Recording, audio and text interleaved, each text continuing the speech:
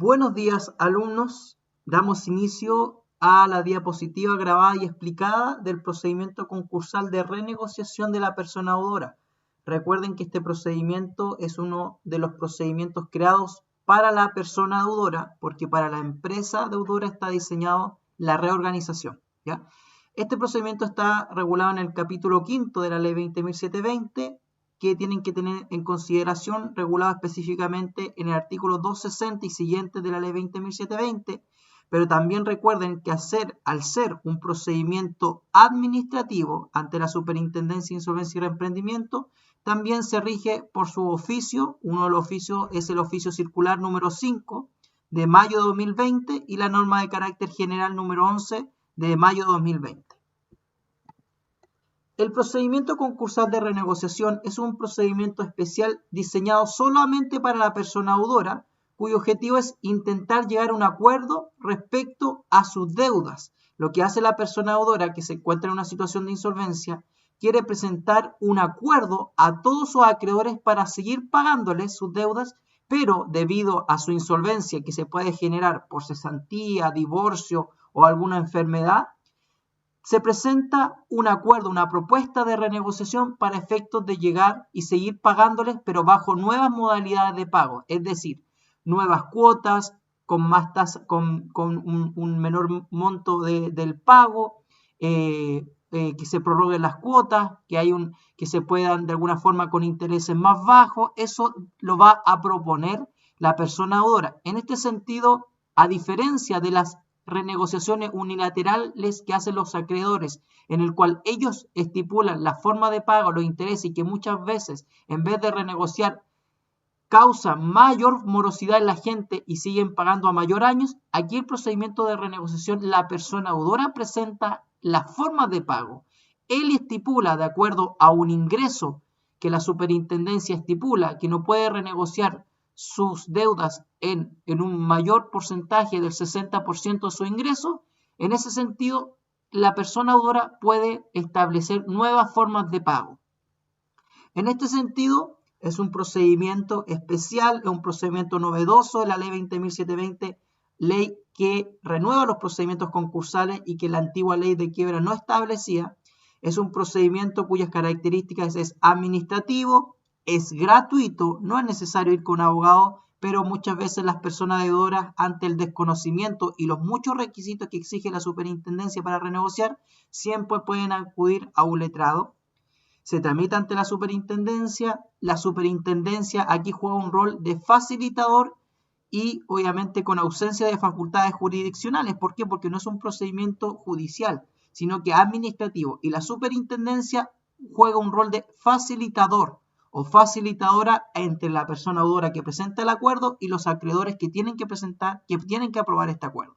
Es un sistema de audiencias verbales. En el sentido práctico, es una oficina, llegan los acreedores, está la superintendencia, la persona deudora personalmente representada y se inicia la audiencia. Y vamos a ver que existen 3 audiencias. Una de ellas es una audiencia de determinación del pasivo con derecho a voto. La segunda audiencia de renegociación, y la tercera audiencia, que es eventual, que se llama audiencia de ejecución. ¿Cuál es la característica? Es un acuerdo, obviamente este acuerdo que presenta la persona deudora, es un acuerdo que tiene que votarse por mayorías y sus efectos se van a producir respecto a todos los acreedores citados al procedimiento, con independencia si concurre o no. Es decir, la superintendencia va a citar estas audiencias y tienen que concurrir los acreedores y se van a tomar los acuerdos independiente si concurren o no los acreedores a dichas audiencias. Pero, estimados, tienen que saber que no cualquier persona deudora puede renegociar. La Ley 20.720 ha establecido una serie de requisitos para acceder a este procedimiento. Y como lo habíamos dicho, dichos requisitos se encuentran en el artículo 260 de la Ley 20.720.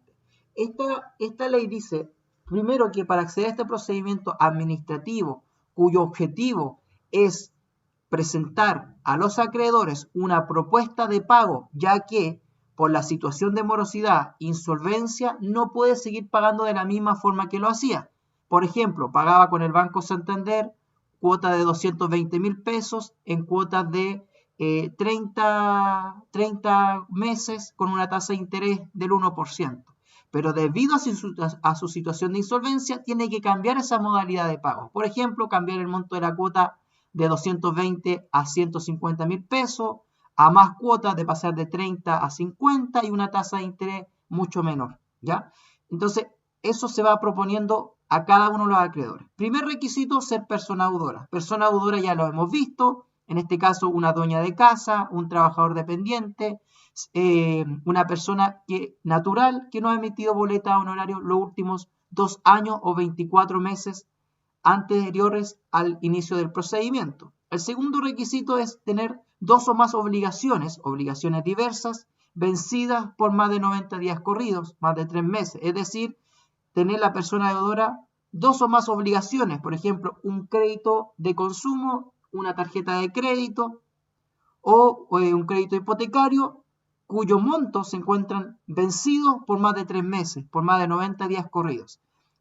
La idea es que sean con distintos acreedores. ¿Por qué? Porque ustedes me pueden decir, y puede que un acreedor pueda tener diversas obligaciones en la misma persona deudora, es decir, la persona deudora tiene con un solo acreedor un crédito consumo, una tarjeta de crédito, un crédito hipotecario. Sí, puede pasar, pero la ley no lo admite. La idea es que sea distintos acreedores, ¿ya? Y no solamente un acreedor. Recuerde que un acreedor puede tener 3 obligaciones distintas, pero la idea que establece la ley es que sean 2 o más obligaciones diversas vencidas por más de 90 días corridos. La idea es que no sea con un solo acreedor, sino que sean con varios acreedores, ¿ya? Y obviamente estas deudas tienen que tienen que superar las 80 UF, es decir, los 2.200.000 pesos. Dependerá de la UF al día de hoy. Y obviamente actualmente esas obligaciones serán exigibles, no sujetas a un plazo, condición o modo. Y también, lo más importante, no haber sido notificada una demanda judicial de liquidación o cualquier juicio ejecutivo que no sea de origen laboral. Es decir, aquella persona deudora que se quiera someter al procedimiento, además de cumplir los otros requisitos que la ley establece, requisitos que totalmente son copulativos, ¿ya? No tiene que haber sido notificado por un receptor judicial de alguna demanda de liquidación o cualquier juicio ejecutivo. Ahora, si es una demanda laboral, obviamente puede acceder a este procedimiento. No debe haber sido notificado de alguna demanda de liquidación, cualquier juicio ejecutivo que no sea de origen laboral. Y obviamente el sexto requisito, no haber emitido boleta de honorario ante el servicio puesto interno 2 años 24 meses anterior a la solicitud, que dice relación verdaderamente con la característica de persona deudora. ¿Qué importante, estimados? Una vez que se cumplan los requisitos que son copulativos, la ley establece en el artículo 270, inciso final, que hay un límite para usar este procedimiento. No se puede acogerse cada cierto tiempo a este procedimiento, o sea, cada 2 meses o cada 1 año. Dice que no puede volver a acogerse al procedimiento de la persona deudora que le fue bien a este procedimiento y se acogió y fue aprobado su acuerdo, sino que después de 5 años desde la publicación de la resolución de admisibilidad. Es decir, esta persona que se vuelva a endeudar no puede volver a usar este procedimiento, sino que después de 5 años desde la publicación de la resolución de admisibilidad. Vamos a ver que la resolución de admisibilidad es la resolución que acoge la solicitud de renegociación. ¿Quiénes son personas deudoras? Ya lo hemos visto. Personas naturales sujetas a contrato de trabajo, trabajadores dependientes y los demás sujetos de crédito, dueños de casa, estudiantes, jubilados. Y lo importante, no haber emitido boleta de honorario ante el servicio puesto interno en los últimos 2 años o 24 meses anteriores a la solicitud de renegociación. También, esto ya lo hemos visto, estará dentro de las diapositivas que serán enviadas en su oportunidad. Esto yo creo que es importante, estimados, aparte de conocer lo teórico, es importante cómo se tramita el procedimiento de renegociación en las prácticas. Aquí, si ustedes entienden esta gráfica, van a entender toda la diapositiva y todo el procedimiento. Uno realiza la presentación de la solicitud ante la superintendencia. Esta solicitud vamos a ver que es una declaración jurada que contiene, y lo vamos a ver más adelante, la propuesta de renegociación, la lista de los acreedores, la lista de los bienes de la persona que se somete.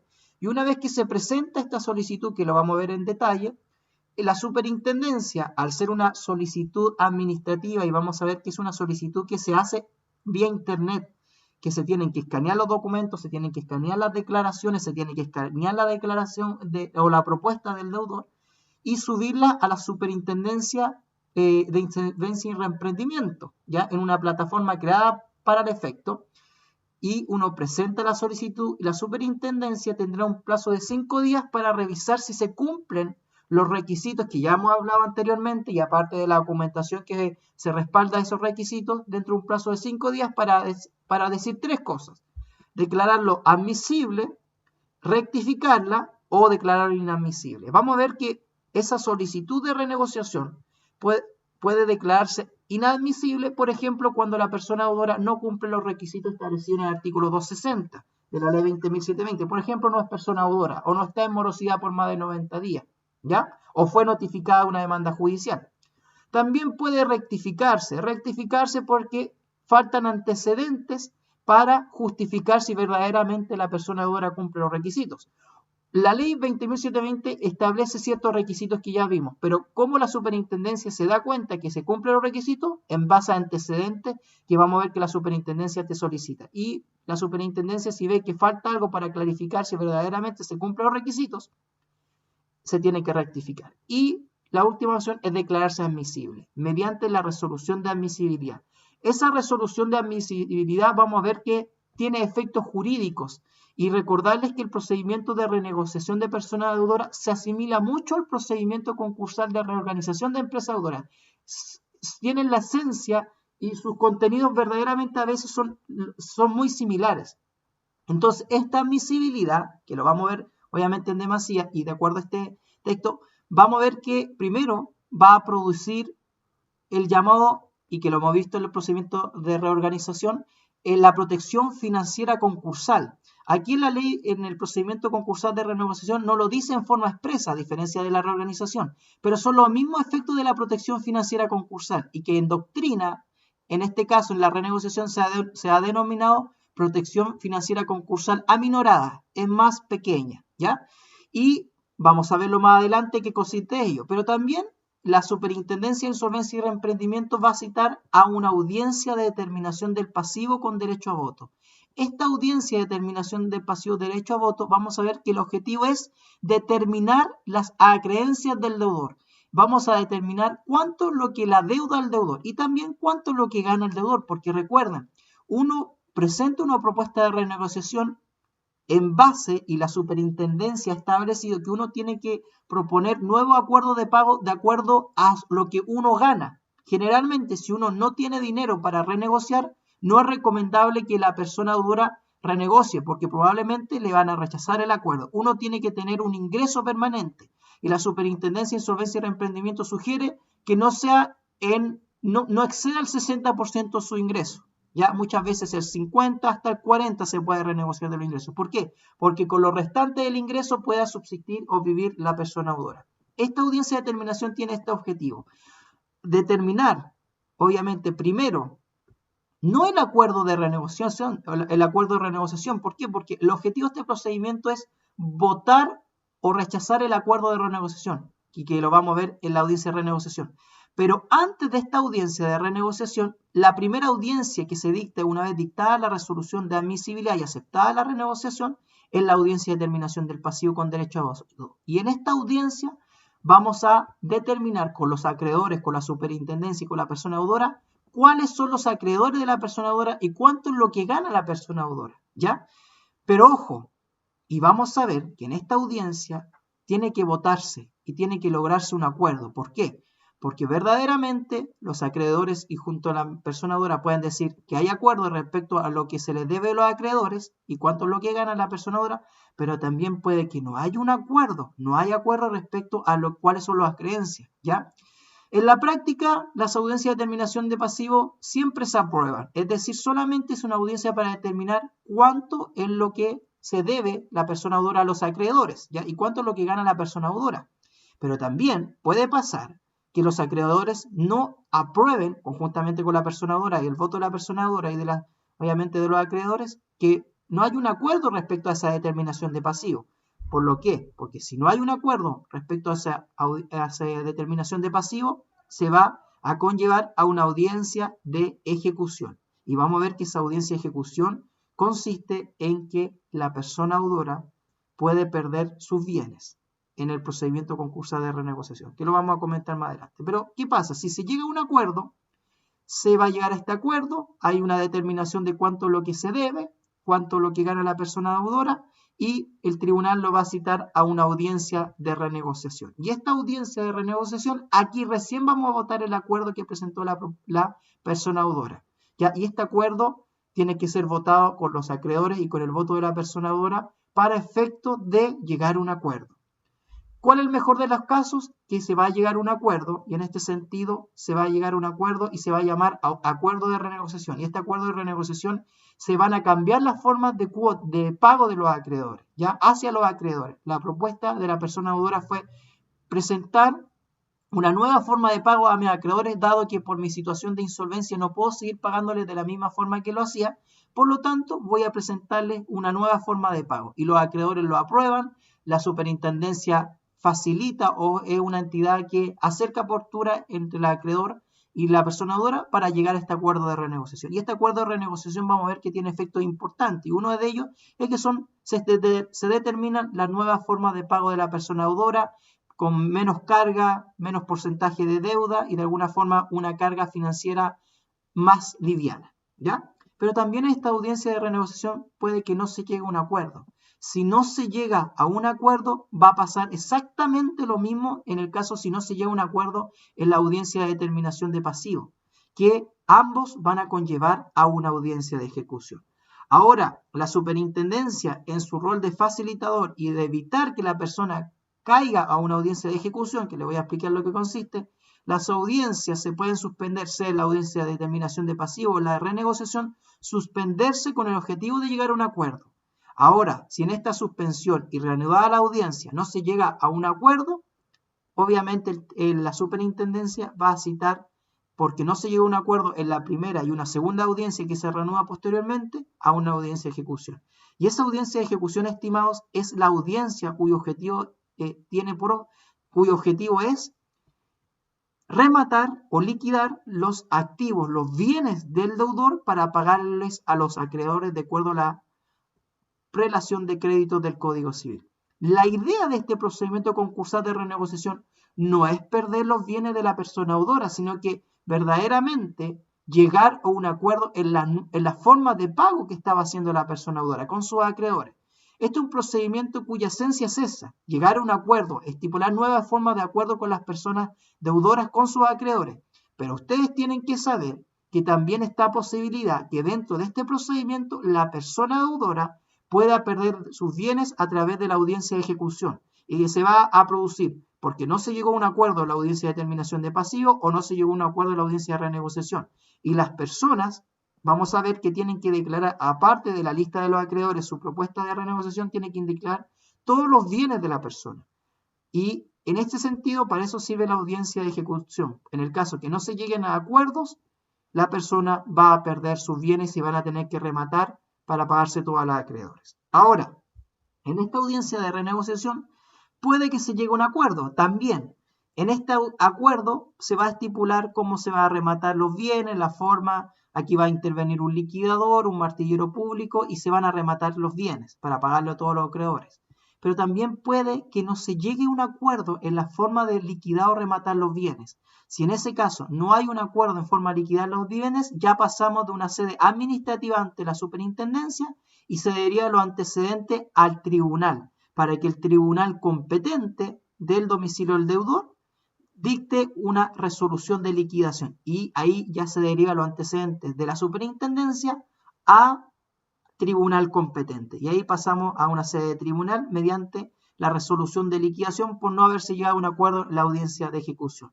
En la práctica, estimados, y particularmente en la región de la Araucanía, se ha estipulado que hay un 97% de aprobación de los acuerdos de renegociación. Para ello le sugiero la charla de la Superintendencia de Insolvencia y Reemprendimiento que hizo la Universidad de la Frontera, en que se habla de las charlas y de los aspectos prácticos a través del coordinador regional de la Superintendencia en la región de la Araucanía y el contador financiero también de la superintendencia de la región de la Araucanía que habla respecto a este tema. Bien, ¿cómo se inicia el procedimiento? El procedimiento concursal de renegociación se inicia a través del artículo 261 de la ley 20.720 y dice que será iniciado por la persona deudora. Vamos a ver que en la práctica puede ser en forma porcional o a través de un abogado habilitado ante la Superintendencia de Insolvencia y Reemprendimiento mediante la página web de la superintendencia. Para ello es necesario que la persona deudora tenga una clave única del registro civil. Y al tener una clave única, y ahí van a ver en las diapositivas, que en la superintendencia, superin.gov.cl, hay plataformas para acogerse a un procedimiento. Y van a ir viendo que hay un procedimiento que se tiene que entrar a través de la clave única para iniciar el procedimiento. Pero para iniciar el procedimiento, ¿qué es necesario? ¿Qué documentos son importantes para iniciar el procedimiento? Aparte de cumplir los requisitos del artículo 260. El artículo 261 de la ley 20.720 estipula que la persona deudora primero tiene que cumplir los requisitos, pero para plasmar si efectivamente cumple los requisitos, obviamente requisitos que antes de que la persona deudora se someta al procedimiento se tiene que hacer el examen para verdaderamente si cumple o no, tiene que cumplirse y tiene que acompañar a la superintendencia una serie de formularios que se encuentran disponibles en forma presencial en la superintendencia y a través de la página web. Y dentro de los formularios, que es un formulario, y van a ver que todos estos formularios, aparte de la propuesta de renegociación, y esa parte, son 5 hojitas, ¿ya? Que la persona deudora tendrá que rellenar, ¿ya? Personalmente a través de su abogado. Y tiene que, obviamente, además adjuntarlo a través, y además adjuntar conjuntamente con documentos que justifiquen lo que está declarando, ¿ya? No es una declaración notarial, es una declaración simple, no es necesario que se haga ante notario. 1. Declaración jurada con una lista de todas las obligaciones del deudor, vencidas o no, actualmente exigible o no, y todos sus acreedores con indicación del monto. Es decir, la persona deudora tiene que indicar todas sus obligaciones con todos sus acreedores, sean morosas o al día, todas, no se tienen que quedar ninguna afuera, todas se renegocian, incluso las más pequeñas. Se ha dicho que desde la crédito hipotecario del Banco BBVA hasta la deuda con Natura, ¿ya? Que también se indica. B. Declaración jurada con la singularización de todos los ingresos que percibe, es decir, remuneraciones, liquidaciones de sueldos, sean estos fijos esporádicos, boletas honorarios, declaraciones que se pueden realizar también porque la persona tiene un ingreso un familiar, también tiene que hacerse una declaración jurada, ¿ya? Declaración jurada con el listado completo de sus bienes. A esto me refería en la audiencia de ejecución. Declaración jurada con el listado completo de los bienes. Indicación de aquellos que la ley declara inembargables, de los gravámenes, prohibiciones que le afecten. Tiene que declarar casa, auto, herencia, acciones y derechos hereditarios, fondos mutuos, todo lo que sea tiene que ingresarse. Esto es importante, estimado. Todo se tiene que ingresar, nada puede quedar afuera, ¿ya? Y vamos a ver que si aquella persona no indicó algún acreedor o indicó bienes que no estaban declarados, es una causal de término anticipado del procedimiento. Es decir, este es un procedimiento que se premia, es un procedimiento de transparencia y de buena fe. Todo se tiene que declarar. ¿Por qué? Porque el legislador sanciona a aquel que oculta bienes, ¿ya?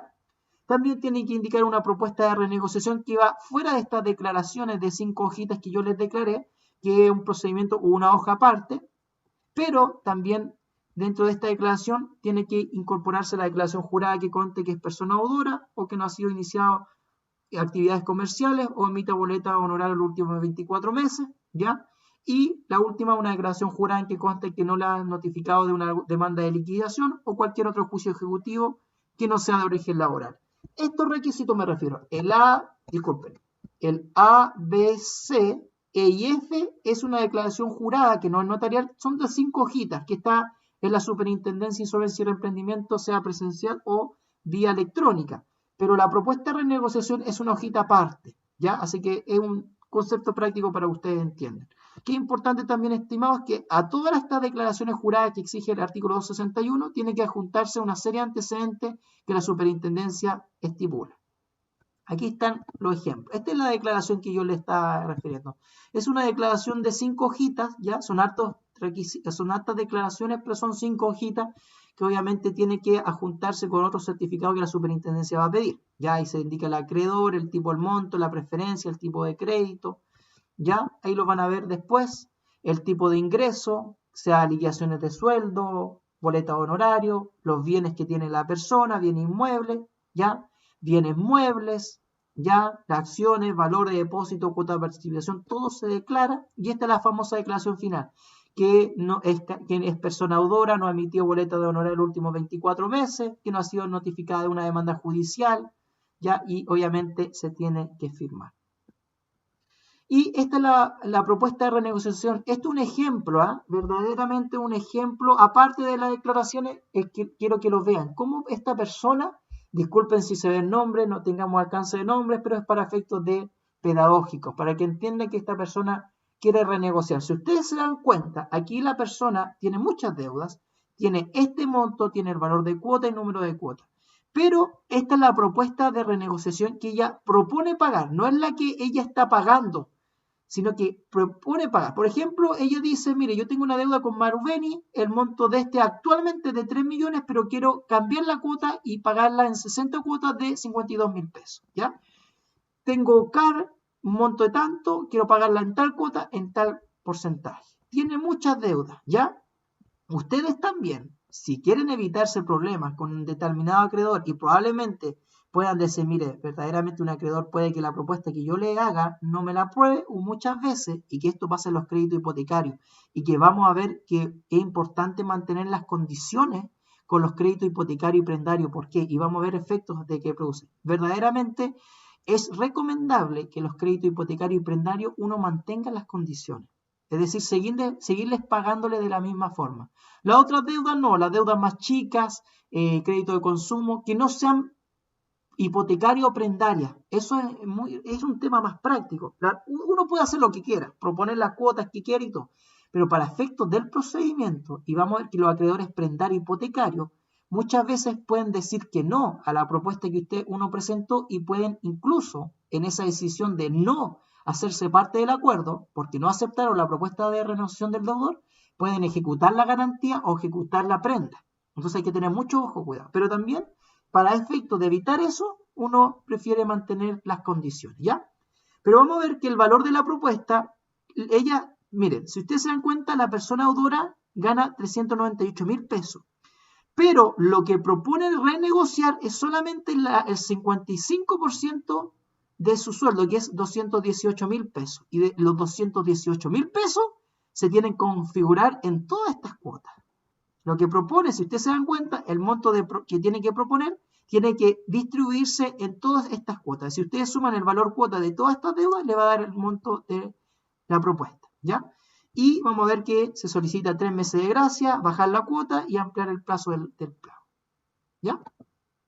Esta es la serie de antecedentes que pide la Superintendencia de Insolvencia y Reemprendimiento para rellenar las declaraciones y que además se tienen que ajustar en las declaraciones, copias de la entidad, certificado de matrimonio, los documentos de su ingreso, certificado de cotizaciones previsionales, certificado de todas las deudas vencidas al día. Si ustedes se dan cuenta, uno tiene que acompañar todos los certificados de deuda. Certificados de deuda que nos dirán cuánto es el monto que debe la persona y además se tendrá que poner en la propuesta de renegociación para dividir las cuotas y para que se calce verdaderamente con el valor de la propuesta, ¿ya? Entonces, certificado de la Superintendencia de Banco e Instituciones Financieras, que es un certificado donde salen todas las deudas, del boletín comercial, si tiene vehículo, certificado de anotaciones vigentes del vehículo, el permiso de circulación, si tiene vivienda, tener certificado de dominio vigente, hipoteca y gravámenes. Todos los certificados se tienen que pedir. Aquí hay un ejemplo de, obviamente, elaborar la propuesta de renegociación de todas las deudas. Recuerden que se tienen que renegociar las deudas vencidas y al día. Ya no puede quedar ninguna afuera. No se renegocia solamente las morosas. Y aquí la superintendencia, no lo dice la ley, pero la superintendencia, a través de el oficio circular y la norma de carácter general que yo me he referido, indica que no deben exceder el 60% de su ingreso, ¿ya? Y aquí hay un ejemplo para que ustedes puedan ver cómo se realiza la renegociación.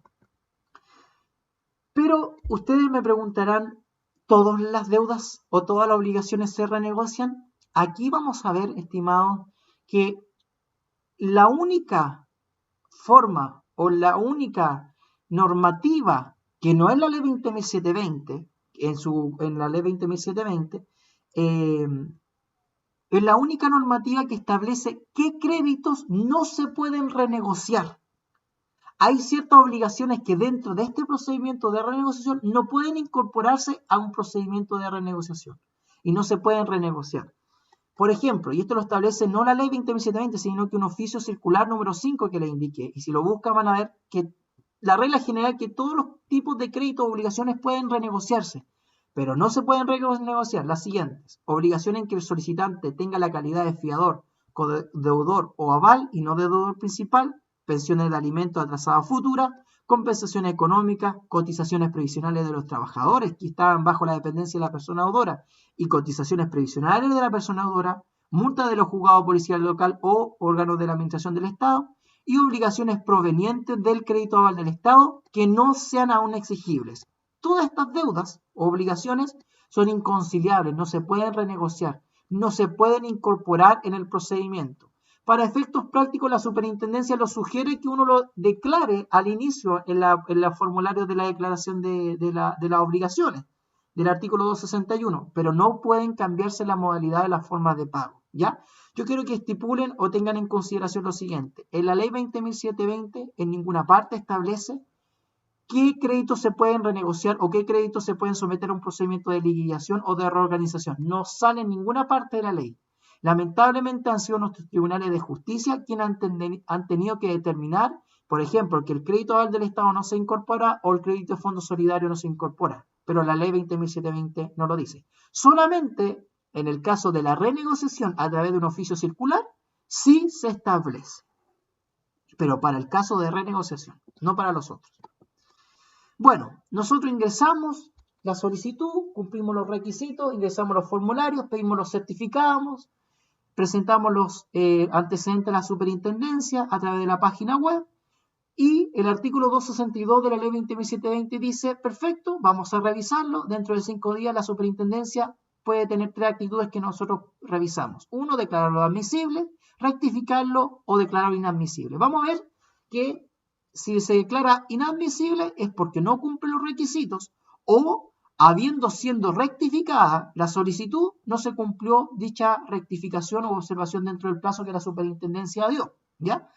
Rectificar es porque faltaran antecedentes para ver si efectivamente se cumplieron los requisitos y obviamente la superintendencia da un plazo para subsanarlo, ¿ya? Y se declara admisible verdaderamente es porque se cumplieron los requisitos de la ley 20.720 o habiendo siendo rectificado fueron subsanados los defectos que la superintendencia estableció y se declaró admisible. Y esta declaración de admisibilidad, al igual que el procedimiento de reorganización, va a dictarse una resolución. Y en este caso no se llama resolución de reorganización, sino que se llama resolución de admisibilidad. Y esta resolución de admisibilidad tiene un efecto muy importante, que está establecido en el artículo 263, que es la protección financiera concursal, pero para efectos prácticos es aminorada. ¿Por qué? Porque son los mismos efectos de la protección financiera concursal de reorganización. Si ustedes se aprenden el procedimiento de reorganización, también se van a repetir ciertos efectos y requisitos en el procedimiento de renegociación, ¿ya? Pero lo que se dicta es la resolución de admisibilidad. ¿Cuál es el contenido de esta resolución de admisibilidad? 1 es un nombre, o primero el nombre root de la persona que se sometió, el listado inicial de los acreedores que informó la persona deudora con indicación de sus montos, preferencias y todo, listado de los bienes embargables y inembargables con indicación de los gravámenes y prohibiciones, y lo más importante que se cita y comunica a todos los acreedores y a terceros del inicio del procedimiento y cita a la primera audiencia que hemos hablado de la audiencia de determinación del pasivo, que obviamente se cita no antes de 15 días ni más de 30 días de la publicación en el boletín concursal. Para que ustedes entiendan, estimados, en esta resolución se va a notificar, bueno, todo lo que se hace, todas las gestiones que se realizan, y ustedes pueden decir, pero al ser un organismo administrativo, un procedimiento administrativo, ¿dónde veo si me publicaron? ¿Dónde veo si me fue bien? Ustedes tienen que estar primero atentos a sus correos electrónicos, ¿ya? Porque ustedes tienen que indicar en la solicitud su correo electrónico y la resolución, si les fue bien o no, va a estar publicada en el boletín concursal, ¿ya? Todas las resoluciones se publican en el boletín concursal. Todo el procedimiento, actuaciones de un procedimiento de renegociación se tramitan o se publican en el boletín concursal. Al ser la primera actuación, la resolución de admisibilidad se publica en el boletín concursal. Ahora, si le rectifican o le declaren inadmisible la solicitud, no va a salir en el boletín concursal. Se le va a enviar directamente a sus correos electrónicos. Solamente cuando su solicitud se declara admisible, se va a publicar en el boletín concursal, ¿ya? Aquí vamos a ver un ejemplo. Vamos a ver que todas las resoluciones que se acogen se publican en el boletín concursal. Ya lo hemos visto, ¿ya? Entonces sale la fecha. Esta es la solicitud de inicio. Cuando uno pide el inicio del procedimiento de concursal de renegociación, la superintendencia emite un comprobante de ingreso. Y ahí se indican los acreedores, se indica la lista de los acreedores. Quiero que tengan en consideración lo siguiente, que además de indicar la lista de los acreedores, usted tiene que indicar expresamente qué crédito o qué obligaciones están vencidas por más de 90 días corridos, ¿ya? Y cuyo monto superior sea 80 UF. Verdaderamente, si ustedes se dan cuenta, aquí, aparte de indicar la lista de acreedores, ustedes tienen que indicar en un apartado cuáles son las deudas vencidas o las dos deudas vencidas, porque la ley dice dos o más, pero la superintendencia dice, ya, mire, indíqueme dos nomás, pero si ustedes se dan cuenta, es de dos o más, no es una, es dos o más obligaciones, ¿ya? Vencida por más de 90 días, tiene que indicarla expresamente el monto deudado, indicar, mire, y esto es lo complicado para las personas deudoras y la superintendencia lo exige, indicar desde cuándo o la fecha exacta desde cuándo dejó de pagar. Y tienen que indicarse también. ¿Por qué? Porque ahí se va a computar el plazo de los 90 días, ¿ya? Sumamente eso es importante para determinar verdaderamente si cumple los requisitos, ¿ya? Y aquí hay un ejemplo de declaración de admisibilidad que generalmente se publica en el boletín concursal y también te llega a tu correo electrónico. Este es uno de los procedimientos que todo se tramita electrónicamente, que en el cual la superintendencia declara admisible el procedimiento, se deja constancia de todo el listado de los acreedores, el monto, el balista, la preferencia, la lista de los bienes que tiene. También se deja constancia que se van a producir los efectos del artículo 263 264 en cuanto a la protección financiera concursal aminorada. Se citan a todos los acreedores a la audiencia de determinación del pasivo en una hora determinada. Recordarle con el tema del COVID se ha dictado la norma de carácter general número 11 que actualiza que las audiencias van a ser en forma remota a través de Zoom, ¿ya? Lo mismo que está pasando con los tribunales, ¿ya? Se citan a todas las personas, ¿ya? Y se apercibe a los acreedores también que sigan esta audiencia, ¿ya? Porque si no asisten, van a tener que asumir todo lo obrado en lo que pase. Es verdaderamente importante que los acreedores asistan, porque si los acreedores no asisten, no se va a suspender la audiencia y van a tener que asumir todo lo obrado, ¿ya? Y vamos a ver los efectos importantes también, y que van a estar estos son el contenido de la resolución de admisibilidad que lo tienen que lo complementar con el artículo 263. Sale todos los efectos o todos los antecedentes que tiene que consignar esta audiencia, ¿ya? Obviamente que se va a publicar en el boletín concursal y se cita la primera audiencia. ¿Cuáles son los efectos de haberse dictado la resolución de admisibilidad? Muchas veces a los abogados que le han tocado tramitar, y muchas veces vamos a ver que hay situaciones excepcionales, que obviamente lo recomendable es que sea un abogado, en que muchas veces puede ser un egresado de Derecho, un habilitado en Derecho, licenciado en Ciencia Jurídica, en el cual también puede, asesorado por un abogado, principalmente por eso se recomienda que sea un abogado, y asesora a una persona deudora y se quiera someter a un procedimiento concursal de renegociación, muchas veces el cliente llega que quiere renegociar o someterse a un procedimiento, pero muchas veces están a punto de demandarlo, ¿ya? Cuando ustedes si se dan cuenta que dentro de los requisitos de la persona los requisitos de la renegociación de la persona deudora es tener una morosidad por más de 90 días o 3 meses desde la morosidad. Pero muchas veces ya los bancos están iniciando acción ejecutiva al día 91 o al día 120 de la morosidad.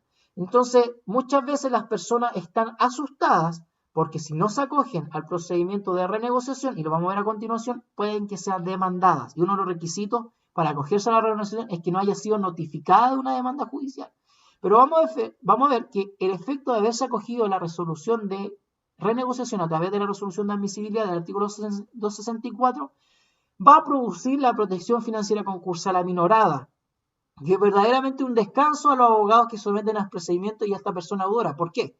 Porque de manera similar que pasa en el procedimiento de reorganización, la dictación de la resolución produce este periodo de protección de negociación. Es decir, que cuando la persona pasa esta barrera de requisito y la superintendencia acoge la solicitud, va a ser protegida financieramente, va a ser protegida en forma financiera mediante una protección de la negociación. Es decir, desde que se publicó en el boletín concursal esta protección financiera, esta resolución de admisibilidad, hasta que se termine el procedimiento, es decir, que se pueda publicar mediante un acuerdo de renegociación o de ejecución, ningún acreedor lo puede demandar. En este sentido, se suspenden todos los juicios de liquidación forzosa, voluntaria, juicio ejecutivo, ejecuciones o restituciones en juicio de arrendamiento, en el cual la persona deudora que se somete a este procedimiento no puede ser demandada y no puede ser verdaderamente ejecutada. Por lo tanto, va a ser un verdadero respiro a aquella persona deudora, primero porque si la notificaban, no podía acceder a este procedimiento y le queda la única opción que era la liquidación, y ahí va a perder sus bienes, porque recuerden, porque aquí la persona deudora quiere renegociar sus deudas, y hay personas que renegocian sus deudas con una casa y un vehículo, y no quieren perder su vehículo. Entonces, verdaderamente, la protección financiera concursal y la resolución de admisibilidad tiene este efecto, que se suspenden todos los juicios. Ahora, les digo, ¿qué pasa si se acogió la solicitud, se dictó la resolución de admisibilidad y la notifican igual a la persona deudora?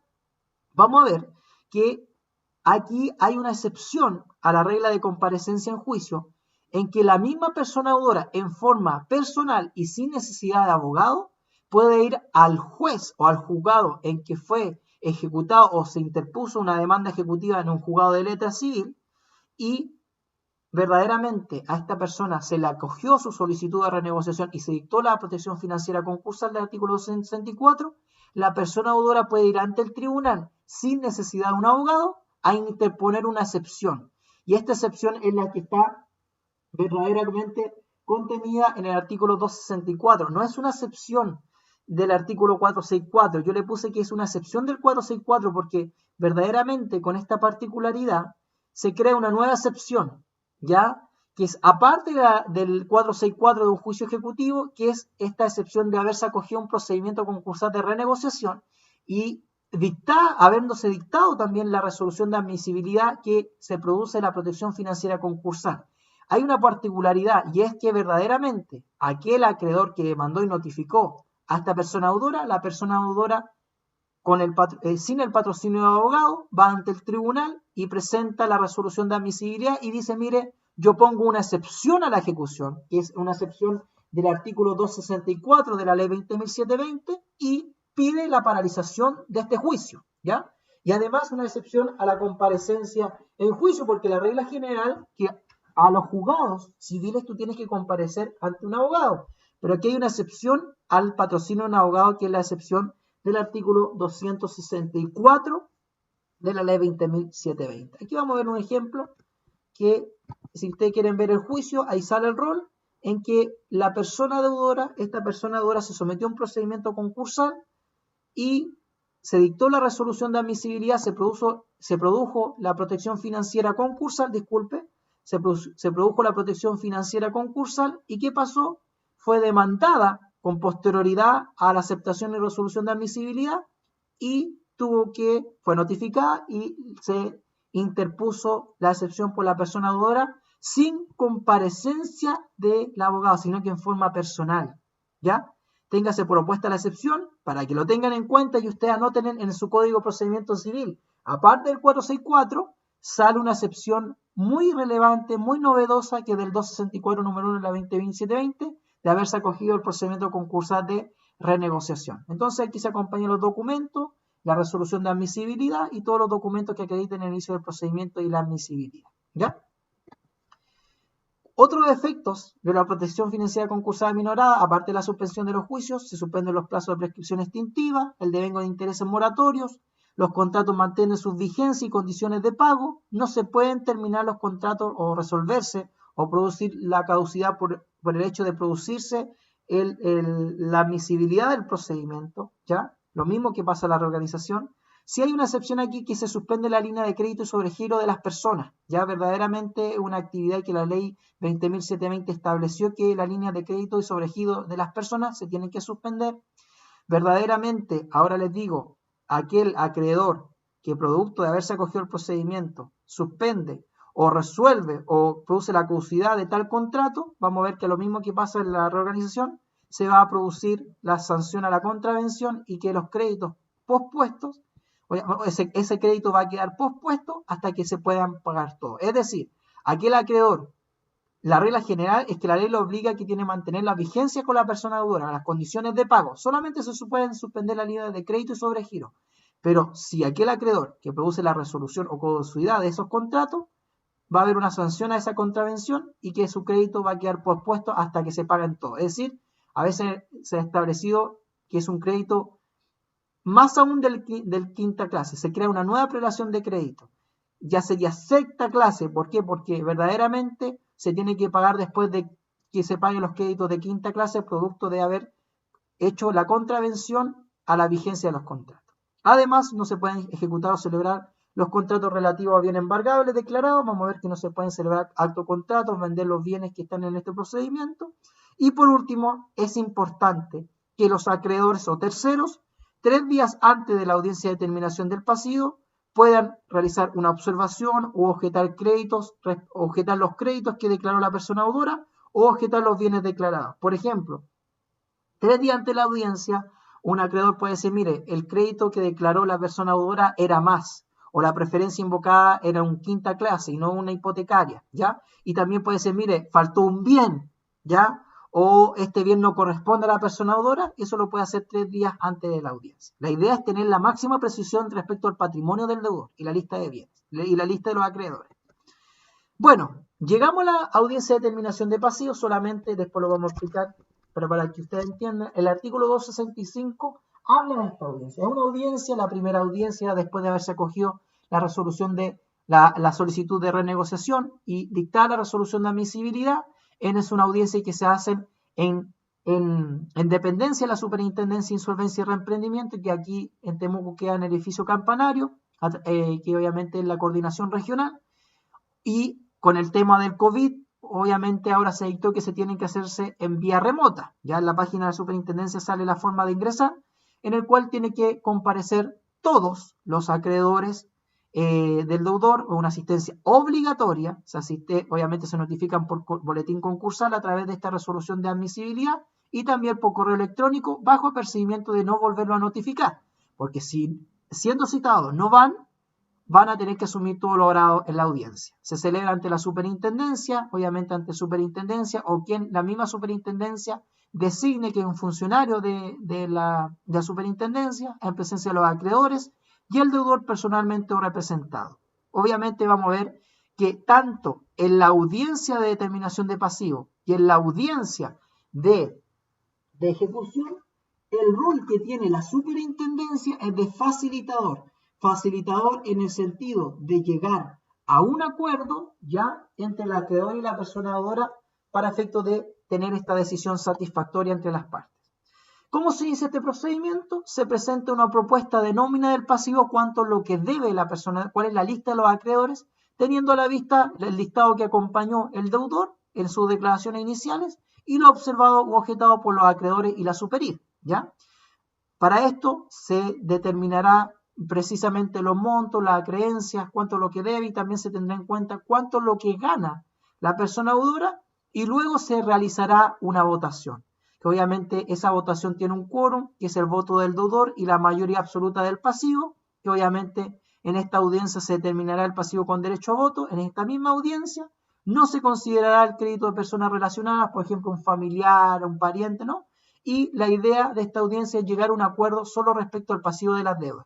Si se llega al quórum, verdaderamente se va a determinar el pasivo cuánto es lo que debe esta persona deudora.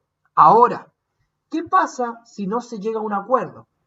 Con el objetivo de llegar a un acuerdo, podrá suspenderse la audiencia por una sola vez hasta por 5 días.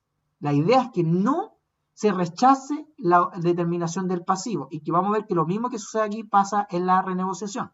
Ahora, si no se llega a un acuerdo en esta audiencia o en esta segunda audiencia que se suspende, se dictará a una audiencia de ejecución, que ya lo hemos visto, que se celebrará no antes de 15 ni después de 30 días contados de la publicación. Y en esta audiencia de ejecución, si en esta audiencia de determinación no se llega a un acuerdo en la forma de lo que debe la persona deudora, se va a citar a una audiencia de ejecución. Y esta audiencia de ejecución, como hemos visto, se va a tener que liquidar rápidamente los bienes del deudor y repartir a todos los acreedores. Ahora, si en esta audiencia, que obviamente la audiencia de ejecución es la audiencia que ninguna persona deudora que se someta a este procedimiento quiere llegar, si se llega a un acuerdo en la forma de determinación de pasivo, porque hemos hablado que en esta audiencia se presenta la nómina, lo que ven los acreedores, se llega a un acuerdo y vamos a ver que este acuerdo y obviamente tiene que tener un quórum. ¿Y qué pasa si no se llega a un acuerdo, como lo hemos hablado en la determinación de pasivo? Puede suspenderse la audiencia hasta por 5 días. Pero si no, habiendo acuerdo en esta segunda audiencia que se suspendió, se va a citar a una audiencia de ejecución. ¿Ya? Ahora, ¿qué pasa si en esta audiencia se llega a un acuerdo, si logra el quórum? Se va a dictar la resolución que contiene la nómina de crédito reconocido, ya que fue esta audiencia, y se citará una audiencia de renegociación, que es la segunda audiencia que se celebrará no antes de 15 ni después de 30 días contados de la publicación. ¿Ya? Entonces, qué importante, en esta audiencia puede lograrse el quórum o no. Si no se logra el quórum, la superintendencia puede suspender la audiencia para llegar a un acuerdo. Ahora, si en esta audiencia suspendida no se llega a un acuerdo, se va a ir a audiencia de ejecución y la persona deudora puede perder sus bienes y pagarle a los acreedores con su bien. Ahora, ¿qué pasa si se llega a un acuerdo en cuanto a la forma de determinación del pasivo? La superintendencia va a dictar una nómina de créditos reconocidos, se va a citar a una audiencia de renegociación, la que se tiene que celebrar no antes de 15 ni después de 30 días contados de la publicación. Aquí hay un ejemplo que lo van a ver en su diapositiva, que es un acta que contiene la aprobación de la nómina de crédito reconocido y cita a la segunda audiencia de renegociación. ¿Ya? Para que ustedes se den cuenta, estimados, vamos a ver que verdaderamente en esta audiencia, que la renegociación que proviene de la aceptación de la determinación de pasivo, recién en esta audiencia vamos a discutir el acuerdo. En la audiencia de determinación de pasivo no se discute el acuerdo, no se discute la propuesta del deudor. La propuesta será discutida en la audiencia de renegociación del artículo 266. ¿Ya? Lo mismo, son las normas de los procedimientos lo mismo. El procedimiento se celebra ante el superintendencia o persona designada al efecto y se celebra con los acreedores que asistan y el deudor, que obviamente no se va a suspender si no asiste. ¿Ya? También vamos a ver que esta audiencia de renegociación, ¿cómo se inicia? Se va a iniciar, obviamente, con la votación de la propuesta del deudor. Y vamos a ver que esta audiencia de renegociación, y para ver si efectivamente es aceptada la propuesta del deudor, va a tener un quórum, que es el voto del deudor y 2 o más acreedores que representen más del 50% del pasivo reconocido que se reconoció en la audiencia interior, no considerando los créditos relacionados. En esta audiencia, estimados, ustedes tienen que tener en cuenta que se puede aprobar la propuesta y se puede rechazar la propuesta, que lo vamos a ver a continuación. Pero, como le comenté anteriormente, aquí la superintendencia y la ley 20.720 en el procedimiento concursal de renegociación y esta audiencia de renegociación tiene en cuenta que dentro de los acreedores pueden que hayan acreedores con cauciones personales y con cauciones prendarias e hipotecarias. ¿Por qué? Porque la regla general es que lleguemos a un acuerdo y tengamos distintos tipos de acreedores. Pero el legislador se puso en la situación excepcional en que respeta las garantías personales y reales, diciendo, mire, si dentro de los acreedores, que pueden ser acreedores valistas, distintos acreedores, ¿ya? Tenemos presente a acreedores personales, por ejemplo, fiador, aval o coercionario, y cauciones prendario hipotecario, tienen que tomarse los siguientes resguardos. Por ejemplo, la regla general, que en esta audiencia de renegociación y respecto al acuerdo, votemos que sí o que no, ¿ya? Y obviamente tenemos que llegar al quórum que la ley establece. Pero, ¿qué pasa con las cauciones personales? Si votan a favor o no asisten, se sujetan al acuerdo. No hay ningún problema. Si votan a favor, se sujetan al acuerdo. Se sujetan a lo que estableció la persona deudora.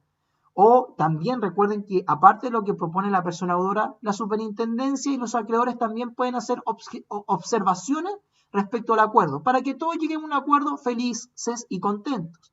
Si votan los acreedores cuyas cauciones son personales, votan a favor o no asisten, se sujetan al acuerdo, que es lo más normal.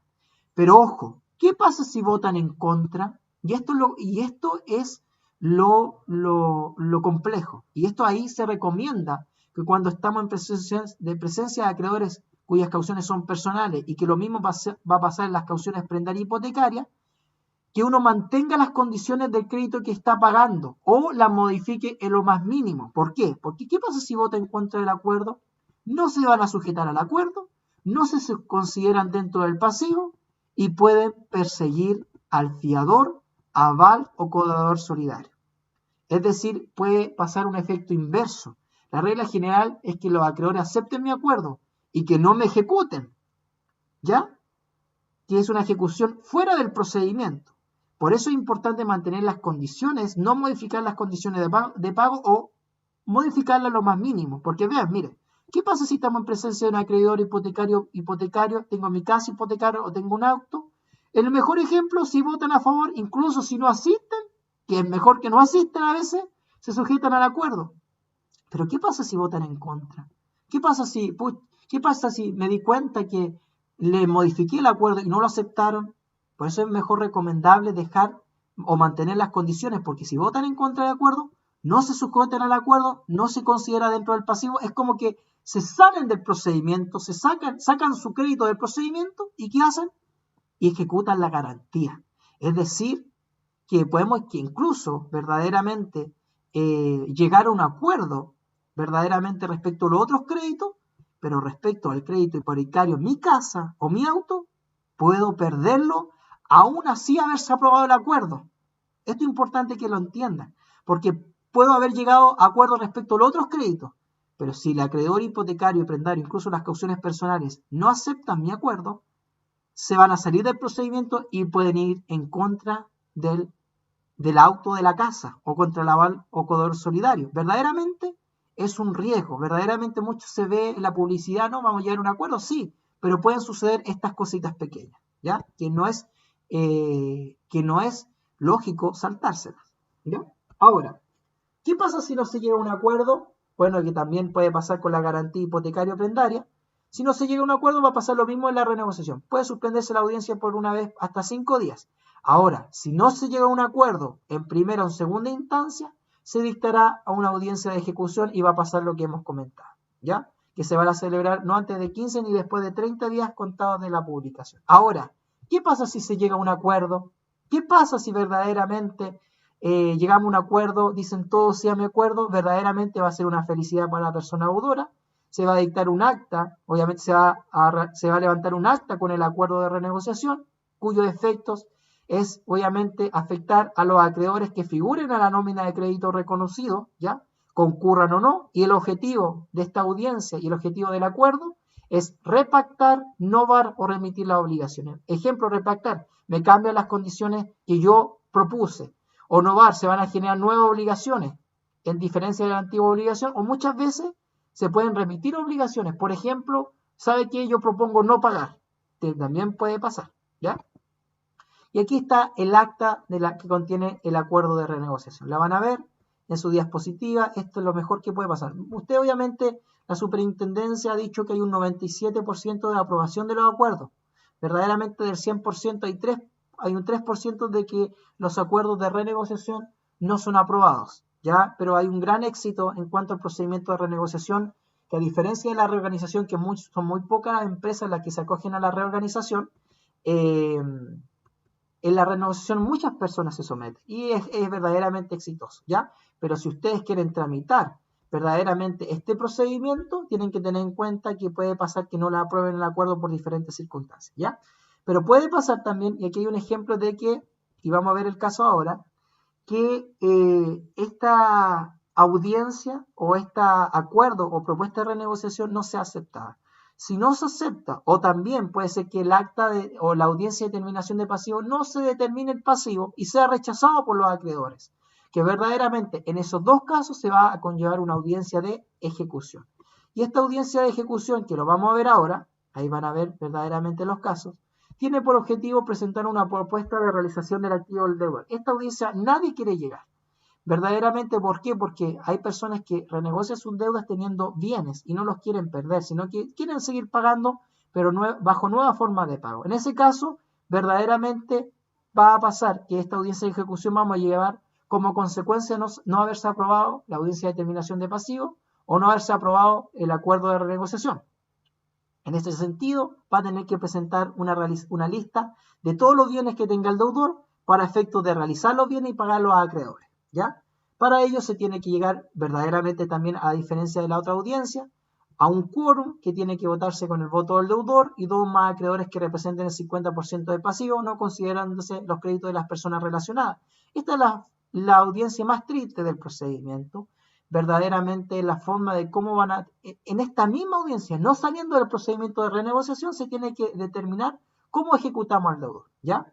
Vamos a ver que hay una forma de realización que puede ser mediante un remate y el reparto de fondos no puede exceder de 6 meses. El reparto de fondos vamos a ver que es lo mismo que pasa en la liquidación, que la forma de repartir el dinero a los acreedores conforme a la regla de prelación de crédito, y en este caso no debe exceder más de 6 meses desde la publicación del acuerdo de ejecución en el boletín concursal. Ahora, como lo hemos dicho, que en esta misma audiencia, por eso es importante aprenderse gráfico, puede que no se llegue a un acuerdo en la forma de realizar una ejecución.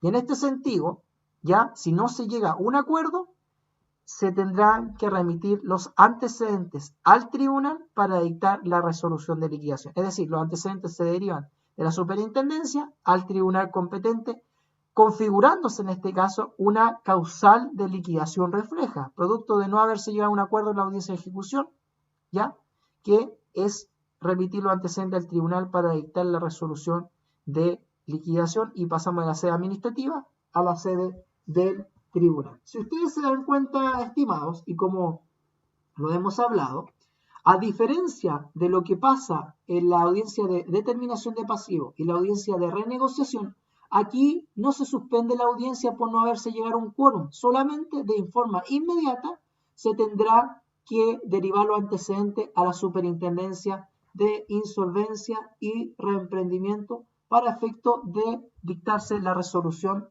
de liquidación. Es decir, aquí no se suspende la audiencia dentro de 5 días por una sola vez, como pasaba en la renegociación de personas, en la determinación de pasivo y en la audiencia de renegociación. Como les dije, si no se llega a un acuerdo, no se suspende la audiencia y verdaderamente se llevan los antecedentes inmediatamente al tribunal competente para que se dicte la resolución de liquidación, ¿ya? Ahora, terminados los procedimientos, ¿cuáles son los efectos del término del procedimiento? O sea, que se terminen bajo un acuerdo de renegociación o un acuerdo de ejecución. Si se termina el procedimiento bajo un acuerdo de renegociación, que eso es lo mismo que pasa en el acuerdo de reorganización, las obligaciones contenidas en este acuerdo se van a extinguir, se van a producir la novación o la repactación, y además la persona deudora se entiende rehabilitada. Es decir, se extinguen las obligaciones, se repactan, se genera una novación, incluso se repactan, y además la persona deudora que se somete a este procedimiento se entiende rehabilitada. Es decir, ningún acreedor puede negarle algún crédito o seguir pagando en la forma que se determinó en el acuerdo, ¿ya? ¿Y qué pasa si termina por un acuerdo de ejecución? En este caso, si se rematan los bienes dentro de este procedimiento, van a producirse los mismos efectos del procedimiento concursal de liquidación, que es, se extinguen los saldos insolutos por el solo ministerio de la ley. Y también la persona deudora se entiende rehabilitada. Ya, verdaderamente, tanto si se termina el procedimiento por el acuerdo de renegociación o por el acuerdo de renegociación, se van a producir estos efectos contenidos para cada uno de ellos. Además, estimados, tienen que tener en consideración lo siguiente, y que esto ya es lo último, que durante el procedimiento la superintendencia puede de pleno derecho y de oficio terminar el procedimiento durante la tramitación del mismo, y que son bajo las causales del 269 de la ley 20.720. Dice que el procedimiento terminará anticipadamente, no se ha llegado a un acuerdo en los siguientes casos, y por lo tanto se van a cesar los efectos de la resolución de admisibilidad, por ejemplo, la protección financiera concursal. 1. Si infringe el artículo 264 número 6, es decir, ejecutar actos o celebrar contratos sobre los bienes embargables, sobre los bienes que forman parte del proceso, yo puedo terminar el procedimiento anticipadamente. Dejó de cumplir los requisitos del 260, por ejemplo, emitió una boleta de honorarios, o dejó de cumplir verdaderamente la morosidad, o fue notificada, que obviamente es muy raro, y es muy claro que deje cumplir los requisitos del artículo 260, porque como hemos dicho, si durante el procedimiento se dictó la resolución de admisibilidad y esta persona fue notificada, uno puede ir al tribunal en forma personal y sin un abogado a poner una excepción. Pero pongámonos en el ejemplo que emite una boleta de honorarios no debiendo hacerlo, ¿ya? Y obviamente deja de calificarse como persona deudora, ¿ya? No se llega a un acuerdo de ejecución, también puede terminarse anticipadamente el procedimiento o aparecen bienes no declarados. También en ese caso puede terminarse anticipadamente el procedimiento. ¿Ya? Contra la resolución que declara anticipadamente el procedimiento se puede interponer, no son recursos legales, sino que son recursos administrativos. Dentro del plazo de 5º día, recurso de reposición administrativa que va a proceder contra la resolución que finaliza el procedimiento, ¿ya? Y o declaras el término anticipado, ¿ya? Y también el recurso de reclamación, que obviamente va a proceder contra la resolución que rechaza el recurso de reposición administrativa y que se tiene que interponer ante el juez de letra de lo civil del domicilio del reclamante. Y ahí pasamos a un recurso que es un recurso legal, pero un recurso ya más dentro de lo que es un procedimiento judicial, ¿ya? Ahora, si se configuran las causales que hemos visto, ¿ya? Se va a dictar la correspondiente resolución de liquidación y se remiten los antecedentes al tribunal competente. Y la última parte, también se puede impugnar. Obviamente, aquí hablamos de la terminación anticipada del procedimiento y los recursos, pero aquí hablamos de, obviamente en estos casos que hemos hablado, no se ha llegado a algún acuerdo, ¿ya? Pero aquí el legislador se pone en la impugnación de los acuerdos. Verdaderamente se llegaron a un acuerdo de renegociación o ejecución que pueden ser impugnados de acuerdo al artículo 272. A diferencia de lo que pasa al anterior caso del término anticipado, no se ha llegado a un acuerdo. Ya estamos durante el procedimiento y suceden estas causales. Y en este caso, esto va a producirse el caso de la impugnación al final del proceso. Los acreedores pueden impugnar por las siguientes causales: error de cómputo de mayoría, el quórum, falsedad o exageración del crédito, concierto entre un acreedor o más acreedores del deudor, ¿ya?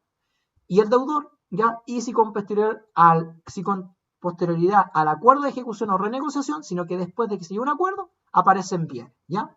Uno puede impugnar este acuerdo dentro del plazo de 10 días publicado el acuerdo en el boletín concursal, pero ¿dónde lo tiene que hacer? Ante el tribunal que está conociendo o que debiere conocer del procedimiento concursal de liquidación de persona deudora. Es decir, a diferencia del caso del término anticipado, que es un procedimiento administrativo y en caso de que se rechace la reposición administrativa ya pasa un recurso más judicial, aquí es derechamente un procedimiento judicial.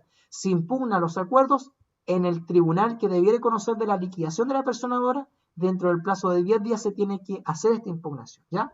El procedimiento es un juicio sumario y contra dichas resoluciones que se dicten en este tribunal no procede recurso alguno. Ahora, los efectos.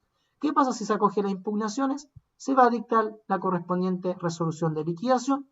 ¿Y qué pasa si se rechazan las impugnaciones? Se mantiene el acuerdo correspondiente y la superintendencia declara terminado el procedimiento.